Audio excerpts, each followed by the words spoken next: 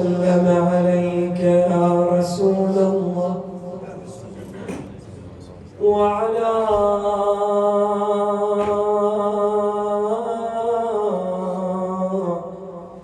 أهل بيتك المظلومين. لعن الله الظالمين لكم من الأولين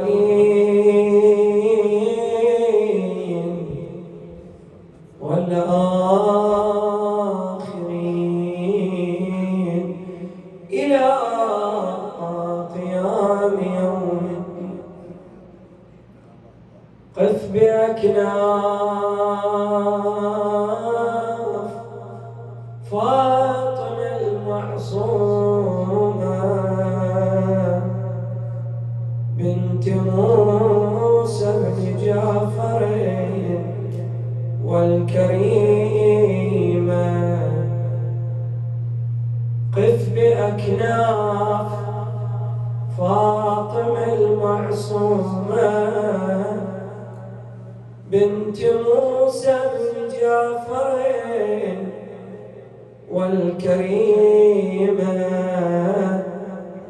بنت موسى أخت الرضا وإليها كل يوم يغدي الرضا وتسليم. قال من زار قبرها فقد زار قبري ونعيم الجنان يغدو نعيما. كرمت محتدا وأصلا وفرعا نسبا وانتمت لخير أمما. شابهت أمها البتولة اسما وخصالا فسميت معصومة. شابهت أمها البتولة اسما وخصالا فسميت معصومة. تلك آباؤها كرام الأيادي حيث طابت أبوة وعموما. فأبوها كاظم الغيظ موسى وهي للغيظ مثل موسى كظيما. تأمل تأمل. فأبوها كاظم الغيظ موسى وهي للغيظ مثل موسى كظيما. شابهته تقى وزهدا وحلما فأبوها الحليم وهي الحليمة.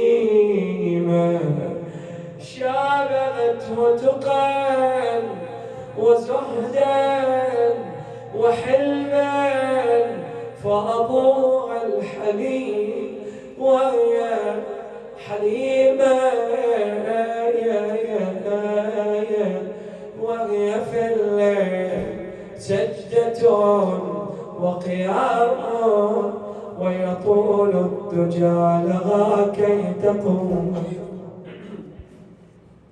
وهي تطوي النهار صوما وجوعا كأبيغا عبادة وعزيمة.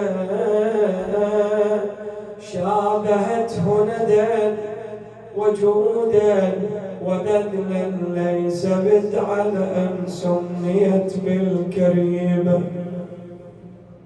ورثته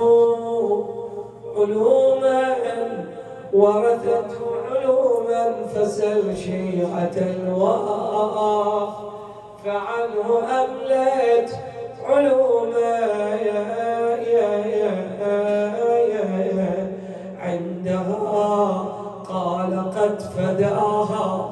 أبوها قد أصابت ورثته علما، فسل شيعة الوفد فعنه أملت علومه.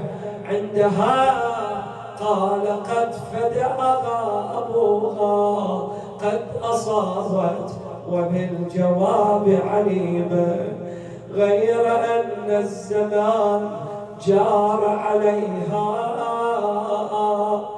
حيث أمست من دهرها مألومة، فأبوها قضى بحبس وسجن وآئمة.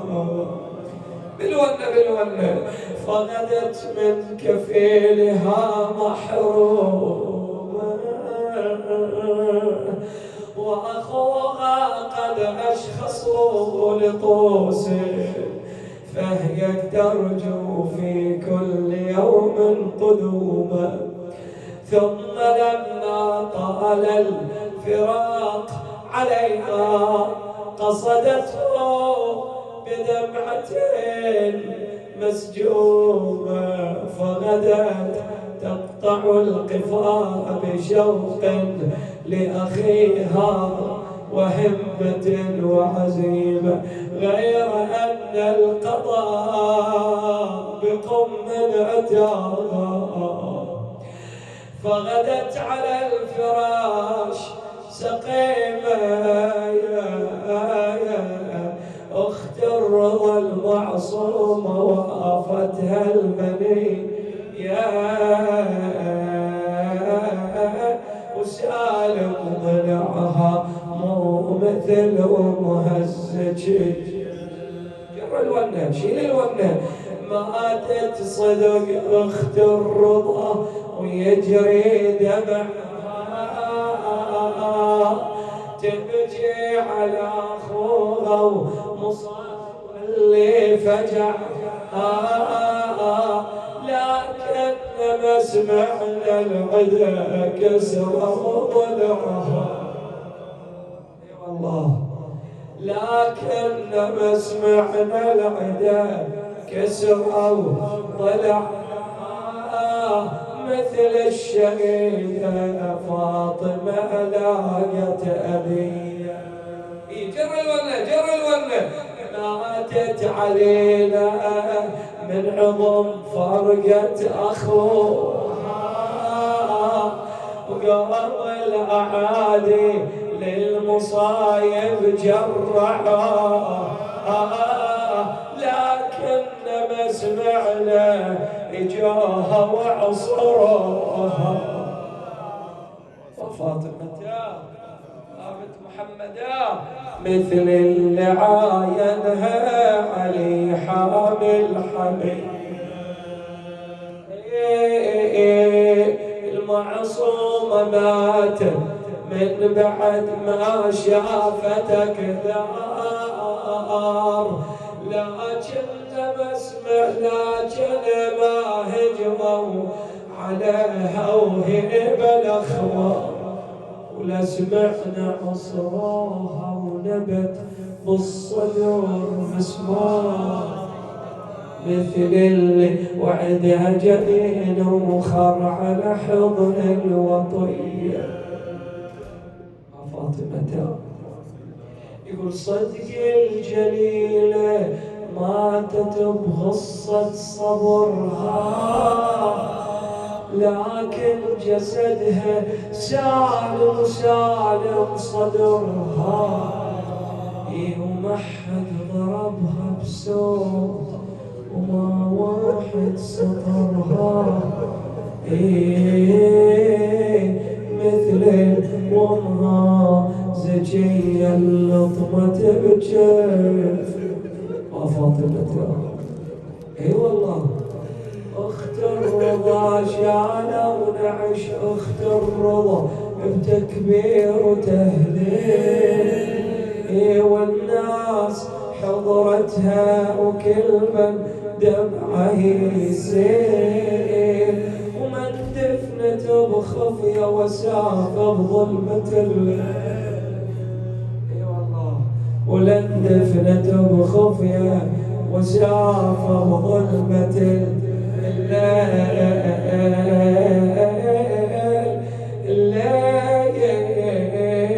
الليل ومن دفنته بخفية وساف بظلمة الليل مثل الزكي أم الأئمة الهاشمية. اي والله يقول واصبح قبرها نقصد وكعبة إلينا وقبر الزكية ما ندله بالمدينة ولا قبر بنت النبي يا ناس وينه. لا حول إلا بالله العلي العظيم. إنا لله وإنا إليه راجعون. إن الله بصير بنا. أعطوا مجالسكم بذكر محمد وآل محمد. اللهم صل على محمد. هذا ما يتوجه كيف شوية. اللهم صل على محمد وآل محمد. اللهم صل على محمد وآل محمد. اللهم صل على محمد وآل محمد.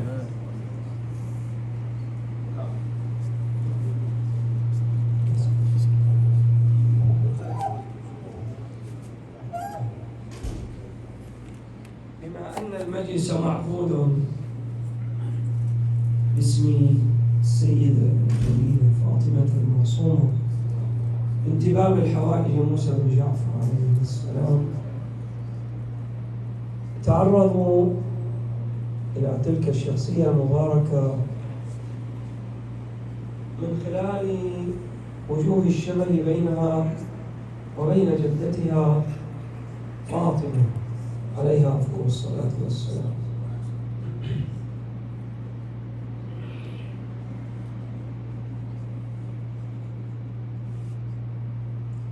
هناك وجوه شبه عديدة وواضحة، يعني بعض تلك الوجوه قد تكون قريبة وواضحة وجلية.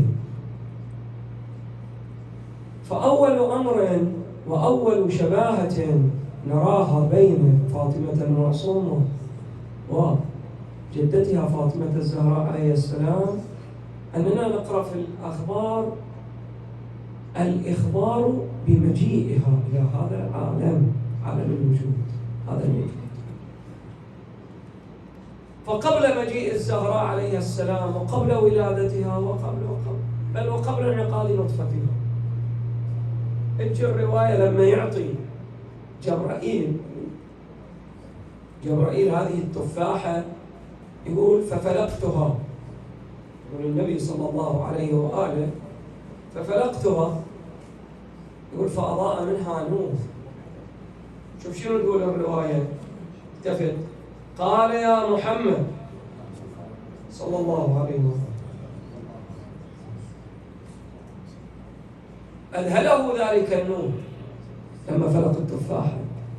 قال لجبرائيل يا محمد إن هذه تفاحة أهداها الله عز وجل إليك من الجنة فأخذتها وضممتها إلى صدري. قال يا محمد يقول الله جل جلاله كلها، ففلقتها فرأيت نورا ساطعا وفزعت منه، فقال يا محمد ما لك لا تأكل، كلها فإن ذلك النور للمنصورة في السماء وهي في الأرض فاطمة. اللهم صل على محمد وآل محمد. نعم هي منصورة في السماء وفي الأرض فاطمة. يقول هذا النور لها اللي شفته. هكذا في الروايات. أنا بعد أذكر يعني محل الشاهد ولا بطل. الرواية تخبر بمجيء فاطمة عليه السلام قبل العقاب، قبل مجيء إلى هذا العالم. ملتفت. وكذلك فاطمة المعصومة الإمام الصادق عليه السلام يبشر بمجيئها أكثر من نصف قرن. يبشر بأن هناك امرأة بتجي امرأة يقول الإمام سلام الله عليه: إن لله حرما وهو مكة، ولرسوله حرما وهو المدينة، ولأمير المؤمنين حرما وهو الكوفة، ولنا حرما وهو قم، وستدفن فيه امرأة من ولدي تسمى فاطمة، من زارها وجبت له الجنة.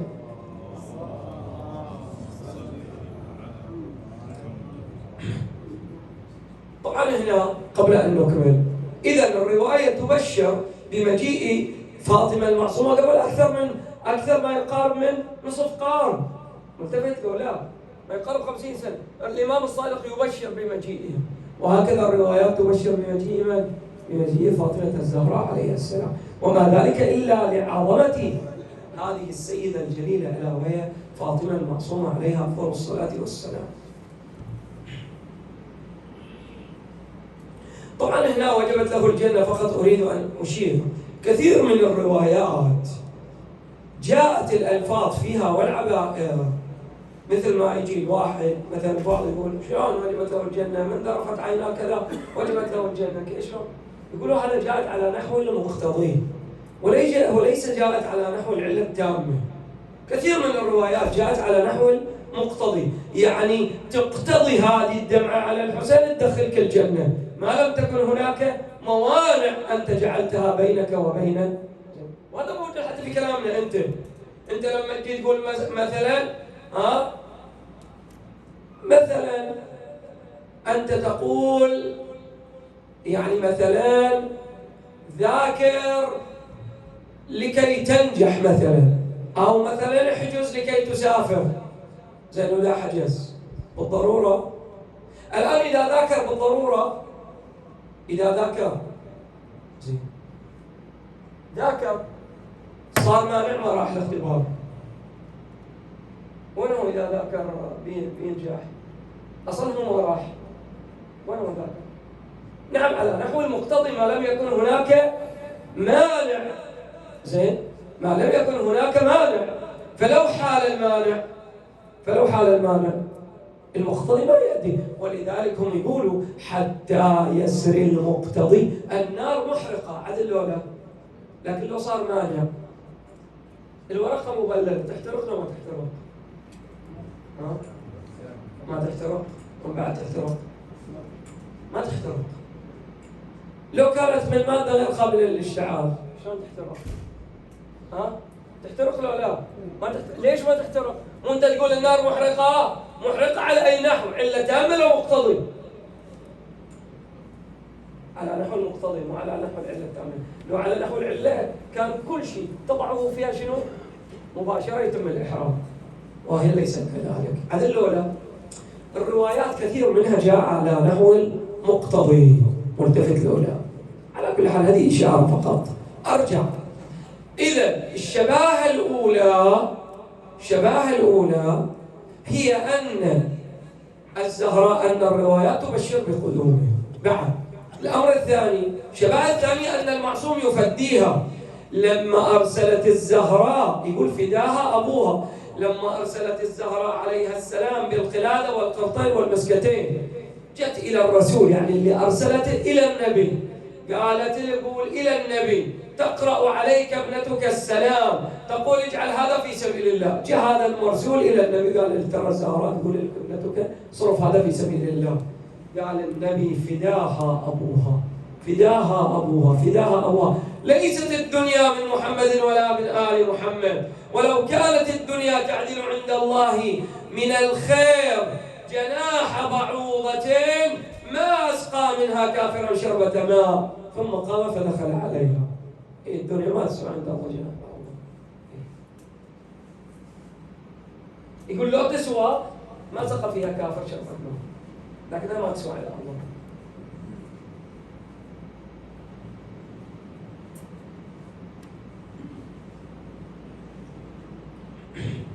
وهكذا عندما جاء الوفد لكي يسألوا الإمام الكاظم عليه السلام، فخرجت إليهم فاطمة المعصومة، أخبروهم بأن الإمام الكاظم مسافر. جاءوا في اليوم الثاني، أرادوا أن يأخذوا الكتاب الذي يسألوا عن أجوبتهم، كتبوا أسئلة إلى الإمام سلموها إلى دار الإمام. يوم الثاني جاءوا أخبرون بأن الإمام لم يعود. على كل حال فعند ذلك قامت فاطمة المعصومة عليه السلام، شافتهم بيرجعوا بدون الأسئلة بدون أجوبة، شلون بتصير عليهم خيبة أمل، متى يرجعوا إلى المدينة وكذا. قامت وأجابت على أسئلتهم، أجابت.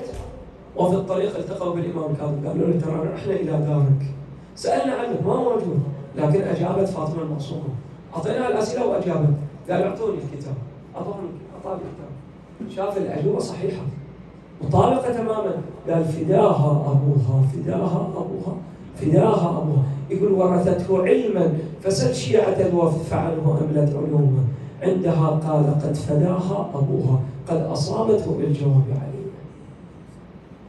قد أصابت. قد عاشت هي؟ أكثر التقادير عاشت 28 سنة. لكن الإنسان مو بعمره، إنسان قد يعيش 90 سنة لكن يموت انتهى أمره، ما أدى لا شيء في هذه الدنيا ولا سوى شيء ولا حاجة، وعاش 90 سنة. وإنسان قد يعيش 30 سنة 25 سنة، الناس إذا ماتوا فقدها المجتمع صارت الضجة وصارت الحوسة. هذا لا. ليش؟ لأنه إلى مقامه ولا مكانته ولا رتبته بين الناس. هذا لا. الإنسان مو عمره. كثير من العلماء ترى ما عاشوا كثير. بعض العلماء اللي احنا الآن نسمعهم ما عاشوا كثير، ما وصلوا إلى 80 70 سنة 90 سنة، لكن كتبوا ما كتبوا وخلى لهم التاريخ، وفي كل يوم يذكروا في المحافل العلمية وفي حلقات الدروس والبحث، وهم لم يصلوا عمرهم إلى 50 سنة. التفت شلون؟ فعمر الإنسان بما يعطي وبما يستوعب من العلوم وبما يقدم إلى الناس، هكذا الإنسان. والإنسان قد يرزق العلم والفهم وعمره بعد 15 سنة 20 سنة يرزق الفهم والعلم. انت لما جيت تتكلم عن البيت يقول لك مثلا البعض يقول شلون؟ هو في هنا احنا عندنا الآن وناس اعمارهم 15 سنة تشوفه فاز أقرانه، يعني عقله أكبر من عمره، عقله أكبر من عمره، عمره 15 سنة لكن عقله أقل واحد 60 سنة في العلم والفهم. هذا لا. فيقولوا هذا عمره عقله أكبر من عمره، لأن في العادة إن الإنسان عقله بحجم عمره. هذا لا. مو هذا العادة. عمره 15 سنة يكون عقله أقل أبو 15 سنة. زين. عمره 60 سنة يكون عقله أبو 60 سنة. هذا لا. لكن البعض لا يخرج من دي القاعدة. عمره 15 سنة لكن عقله أبو 50 سنة.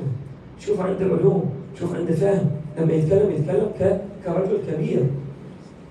على كل حال فالبعض طبعا هذا أكبر تقدير طبعا، وإلا ممكن هي عمرها 18 سنة لأن توفي سنة 201، وبعدين متفقين بأن 201 توفيت سيدنا المعصومة. كل الكلام في ولادتها.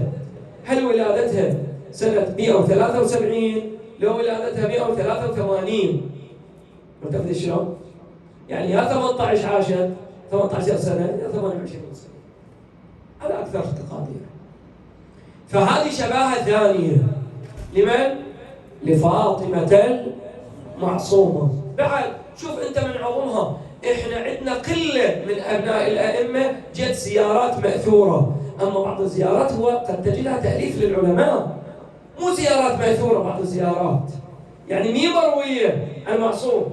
أما فاطمة المعصومة فلها زيارة مأثورة، كما جاءت الزيارة المأثورة في حق جدتها فاطمة الزهراء، زيارة مأثورة ومروية.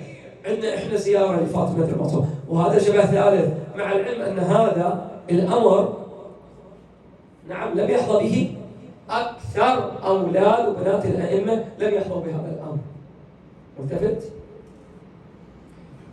يعني القلة هم اللي موجود إليهم زيارة مأثورة، قلة قليلة جدا، مثل أبو الفضل العباس عليه السلام، مثل فاطمة المعصومة، وإلا الكثير من أبناء وبنات الأئمة لا توجد زيارة مأثورة. هذا وجه شبه. كما نقرأ في الروايات زيارة مأثورة عن الزهراء عليه السلام، هذا شباهة ثالثة. هم كذلك الشباهة الرابعة والتي أختم بها بعد الصلاة على محمد وآل محمد. اللهم صل على محمد وآل محمد. ثاني يرحمكم الله. اللهم صل على محمد وآل محمد. اللهم صل على محمد وآل محمد. الشباهة الرابعة أنها تشبهها في الخلق، تشبه فاطمة الزهراء عليه السلام من الناحية الخلقية والخلقية، تشبه فاطمة. شلون يعني؟ منو يقول هذا الحكي؟ يقول هذا السيد المرعشي النجفي لما شاف تلك الرؤيا والكرامة اللي حصلت له. خب إذا ذكرت فاطمة معصومة من أول الكرامات التي تذكر هي كرامة السيد شهاب الدين المرعشي النجفي، أعلى الله مقامه، هذا العالم العظيم. هذا لما تقرأ في حياته، طبعا للمعلومية، لما تقرأ في حياته تشوف كيف يقتني الكتب، كان يتحمل الجوع، يتحمل الجوع. زين؟ في مقابل يعني ما يأكل، يعني يصرفه في وين؟ يصرفه في كتب. تخيل أنت إنسان بهالشكل، يعني شيء عجيب، شيء غريب. بعض الكتب يقول واشتريتها كذا وصرفت ثمنها وأنا الآن بدون غذاء ولا طعام منذ كذا. تخيل إنسان بهالشكل من شدة حب للعلم وجمع الكتب العلمية والمخطوطات. زين؟ أسس تلك المكتبة العظيمة. ولما قصته مختصرا، لما جاء إلى زواج ابنته يعني ذهب إلى السيدة المعصومة وعاتبها، قال لها شلون يعني أنا طلعت وجيت انتقلت إلى قوم حتى بعد أكون تحت رعايتكم، تحت ظلكم، تحت لطفكم، ما أشوف يعني وين اللطف وين الرعاية. وعاتب السيدة المعصومة بعتاب شوية شديد. ففي الرؤيا رأى في المنام يقول ذهبت أنا متعة الغفاوت، شفت بأن جاني شخص يقول لي السيدة فاطمة معصومة تريدك. يقول بعد أنا في الرؤيا رحت تشرفت بزيارتها، جيت للرواق وإذا بثلاث إناء يكنسن، أين سيدتي فاطمة؟ قال والآن تأتي. فقالت له في الرؤيا عندما جاء، هنا محل الشاهد، محل الشاهد لما جاءت شافها، قال أنا رأيتها لأنها عمتي، سلمت عليها وقبلت يدها. يقول يا عمتي، شفتها نحيفة الجسم صفراء اللون، يقول تشبه فاطمة الزهراء عليها السلام. شلون يعني؟ قال لأنني شفت جدتي فاطمة الزهراء 3 مرات في الرؤيا. وهذه أنا بالذات يعني أريد أختم هذا الكلام، هذا فيه يعني فائدة إلينا. المرعش النجفي على عظمته ايش قد يقول شفت أنا الزهراء؟ كم مرة؟ 3 مرات. والبعض يجي كل يوم شاف الزهراء وكل يوم شاف النبي وكل يوم شاف أمير المؤمنين وكل يوم شاف شنو؟ عندما الإنسان يقول أنا رأيت أمير المؤمنين قاعد، ترى ينسب فضيلة. مو أي إنسان يرى أمير المؤمنين، مو أي إنسان. من رآني فقد رآني، يقول النبي صلى الله عليه وآله. ومن هو الذي يحظى برؤية النبي في المنام؟ أي إنسان صلى الله عليه وآله. ذاك يقول أنا شفت النبي 53 مرة. شنو هاي الحكي؟ شنو هذا الكلام؟ 53 مرة شنو أنت تتكلم صيد؟ شنو؟ هو على عظمة سيد شهاب الدين المرعشي يقول أنا شفته 3 مرات فاطمة الزهراء عليه السلام. وطبعا يعني مو كل واحد شاف امرأة، كل واحد شاف شيء قال أنا والله شفت الزهراء، يقولوا له قال لك الزهراء وفي الأساس. ولذلك من أصعب المشكلات في الرؤى تفسيرها. هذه المشكلة، قد تكون الرؤية صادقة، مو لازم كاذبة الرؤية، لكن المشكلة مو من هو اللي يعرف يفسرها. الآن قضية أن عزيز مصر شاف الرؤية صادقة لو كاذبة؟ صادقة. ايش قالوا له؟ ايش قالوا له؟ قالوا له أضاف أحلام، ما عرفوا إليها. من اللي عرف إليها؟ نبي اللي عرف إليها. وهذه من أشكال المشكلات في الرؤى. إن اللي يدعي أنه شاف رؤية صادقة كيف عرفت أنه صادقة؟ أول مشكلة تواجه في الرؤية الصادقة. التفت مو أي واحد يتسنى إلى هذه المعرفة فشافها فقالت إله من متى ولم تكن في رعايتنا؟ أنت من متى؟ أنت ما نزلت قم إلا في رعايتنا وتحت ظلنا. فعند ذلك شعر بعد يعني شلون هو عاتب، يقول فما مضت أيام يسيرة إلا سهل الله لي وقضى الله حاجتي. كانت حاجتي في قضاء زواج ابنته رضوان الله تعالى عليه. شافها صفراء اللون، وهذا اللي موجود احنا عندنا في حياة الزهراء، أنها عاشت بعد أبيها ناحلة الجيس منهدة الركب باكية العين محترقة القلب. هكذا عاشت الزهراء بعد أبيها. يعني تخيل بنت رسول الله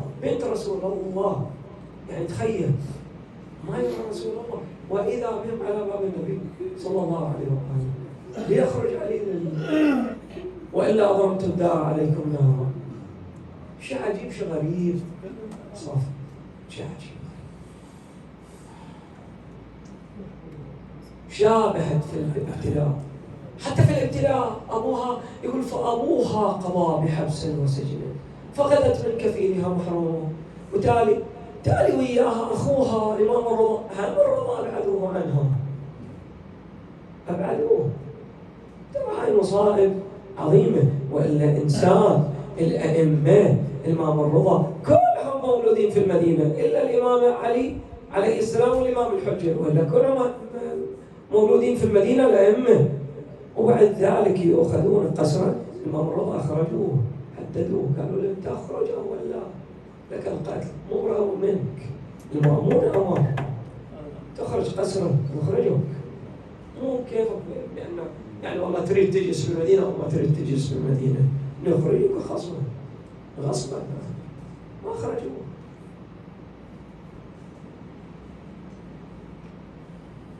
ولذلك خرجت إلى لقاء أخيها.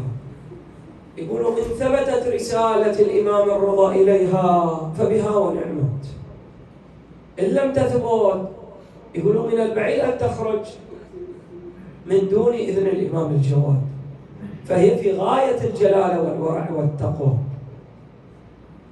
فهذا من البعيد أن لا يكون خروجها تحت نظر الإمام الجواد. هذا العلماء هذا أمر صحيح.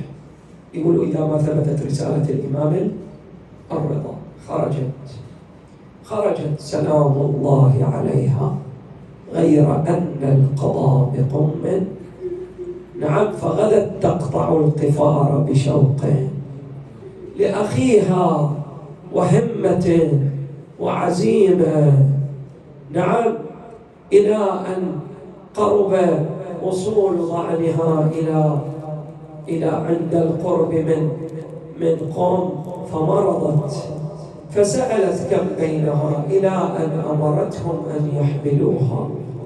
وقيل بأن أهل قوم خرجوا يعني وطلبوا منها النزول عندهم، حتى إن موسى ابن خزرج ابن سعد الأشعري هو بنفسه خرج وقاد زمام ناقتها وطلبوا منها النزول عندهم. هذه بضعة من باب الحوائج موسى. ولعلهم كانوا يتأملون ويدركون أن الإمام الصادق كان يقصدها.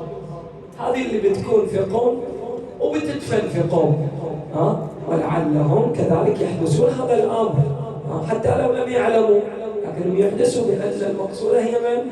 هي فاطمة. ولذلك طلبوا وأصروا عليها تنزل عندهم يضيفوها ويكرموها نعم.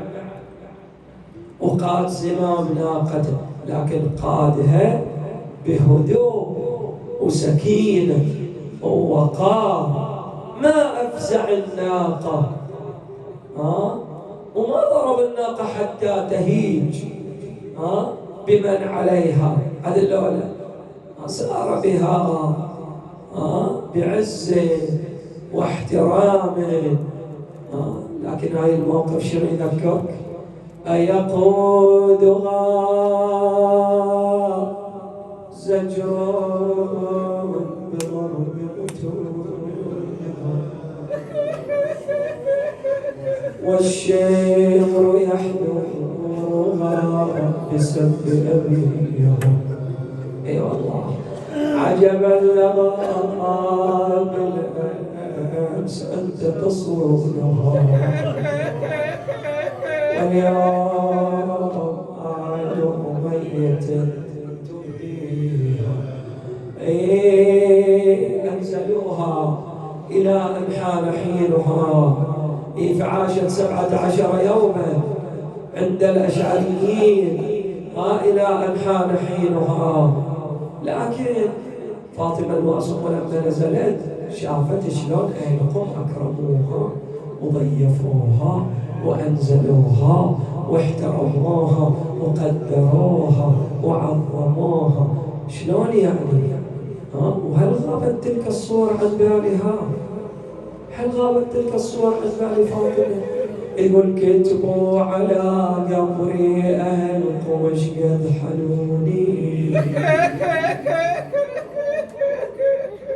لم يتصدقوا علينا، ضيفونا احترمونا.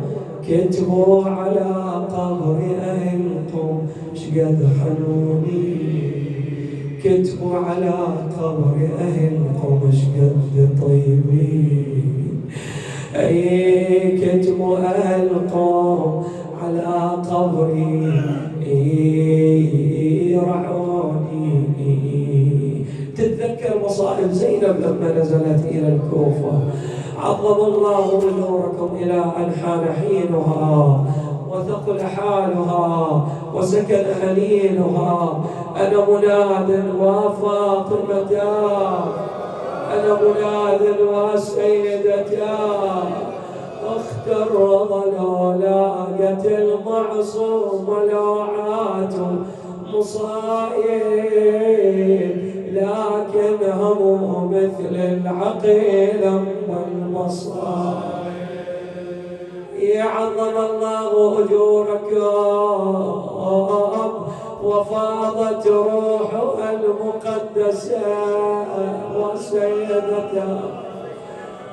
يا الشتان بين مصيبة الثنتين شتان، من اللي في رمة وصف كعبة الأحزان، وشافت مصايب مفجعة شيم الرضعان، ما غير زينب راسه من الحزن شايب.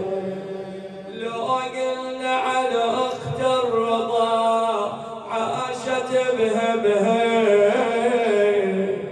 وشافت رزايا والدغر ذلها وهضمها، لكن علم لم المصايب مو اسمها، هذا الاسم بس العقيلة آل طالب. ختام المجلس ختام. لو سافرت أخت الرضا من المدينة بتشوف أخوها من قبل ما يحين حينه، ولا الصرخة ما شافت لكن ولا سمعت ونينه، فوق الوطية من الضبع دلال دايم. أين الولاد حسين؟ اي والله. اختم حط ايدك على الجرح. يا المعصومة ومثل زينب لكن مو مثل همها، ولا شافت عدو ظالم بيده سطر خدمها،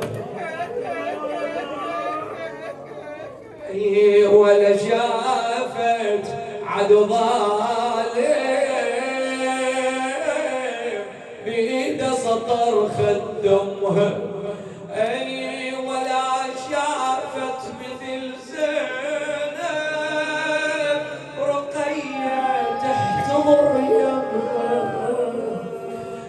الله ولا خلت لها جنازة.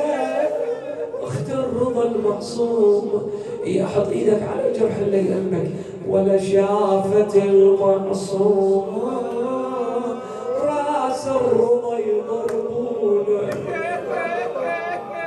ولا بارت علي ليلوج وبالاسواق يجرونه، ولو وقفت 3 ساعات باب الشام محزونة. أنا مناد وزينب وأعظم ما يشجي الغيوم دخوله. اللهم ارزقنا يا رب وعليها والسلام والسلام عليها. صل على محمد وآله وسلم.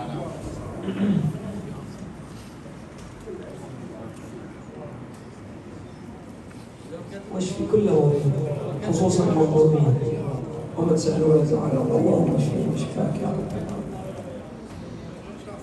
المؤسسون لهذا الاجتماع تقبل اعمالهم وشفي ارزاقهم واشفي مرضاهم وارحم موتاهم. الى موتى المؤسسين وموتى العباد، ومن خصوص الذي تراه هذا المجلس الى روح المرحوم الحاج نجاح علي محمد ال خليفه، لروحها وروح اسلافها، رحم الله من يقرأ لها الفاتحه مع الصلوات.